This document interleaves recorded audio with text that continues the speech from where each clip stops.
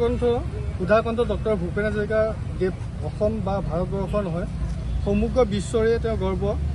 তেওঁ সৃষ্টিৰাজিৰে বিশ্বৰ কোটি কোটি মানুহ হৃদয় স্পৰ্শ কৰি আহিছে। বিশ্বজুৰি মানুহৰ হৃদয় যেনেকৈ সক্ষম হোৱা এইগৰাকী সুযোগ্য সন্তান সন্মান দিয়াটো আমাৰ সকলোৰে মহান কৰ্তব্য অধিকাৰী। ডক্টৰ ভূপেন হাজৰিকাৰ স্মৃতি সজীৱ কৰি ৰাখিবলৈ কালি মুখ্যমন্ত্ৰী মহোদয়ে যিখিনি ঘোষণা কৰিলে সেইখিনি আমি মুখ্যমন্ত্ৰী মহোদয়ক ধন্যবাদ জ্ঞাপন কৰিছোঁ। লগতে মুখ্যমন্ত্ৰী মহোদয়ে এনে প্ৰয়াসক আমি প্ৰশংসা কৰিছোঁ। ডক্টৰ ভূপেন হাজৰিকা এগৰাকী অনুসূচিত জাতিৰ সন্তান আছিল।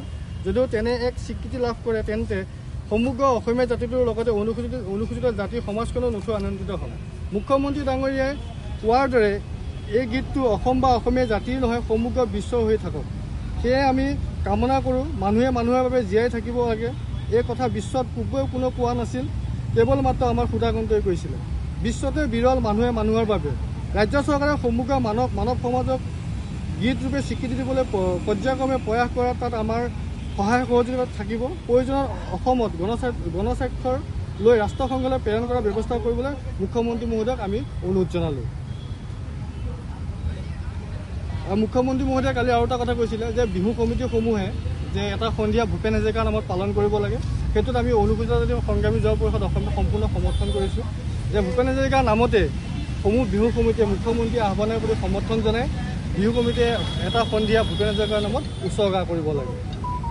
লগতে আমাৰ দীৰ্ঘদিনীয়া দাবী আছিলে ভাৰত চৰকাৰৰ দাবী আছিলে, ৰেলৱে বিভাগত আমাৰ দাবী আছিলে যে আমি মুখ্যমন্ত্ৰী মহোদয়ৰ জৰিয়তে আমি মাননীয় প্ৰধানমন্ত্ৰী মহোদয়লৈ আমি কিছুমান দাবী পঠাব বিচাৰিছোঁ যে দূৰণিবতী ট্ৰেইন যে আমাৰ ডিব্ৰুগড় শিলচৰ বা গুৱাহাটী বা চেন্নাই দিল্লী মুম্বাইলৈ যোৱা কেইবাখনো ট্ৰেইন ডক্টৰ ভূপেন হাজৰিকাৰ নামে নামাকৰণ কৰিব লাগে।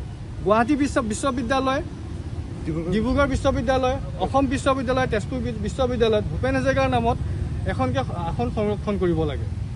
আৰু যে মানুহে মানুহৰ বাবে যিটো গীত আছে তেওঁ ৰাষ্ট্ৰসংঘলৈ নিয়াৰ কথা কৈছে, সেইটো প্ৰশংসনীয় পদক্ষেপ। লগতে অসমৰ প্ৰাইমেৰী স্কুলৰ পৰা ইউনিভাৰ্চিটিলৈকে যিটো প্ৰাথমিক প্ৰাৰ্থনা হয় সেই প্ৰাৰ্থনাটোত সেই গানটোৰ মহত্ব জানিবৰ বাবে সেই বিদ্যালয়সমূহত ৰাতিপুৱা যি এছেম্বলি হয় সেই এছেম্বলি পৰ্যবেক্ষণ কৰিবৰ বাবে গাবৰ বাবে যে মুখ্যমন্ত্ৰী মহোদয়ে শিক্ষা বিভাগক কিবা দায়িত্ব প্ৰদান কৰে তাৰ বাবে আমি মুখ্যমন্ত্ৰীৰ ওচৰত দাবী জনালোঁ। যিকোনো খবৰৰ বাবে যোগাযোগ কৰক 7099017330 লগতে 7099017110 নম্বৰত।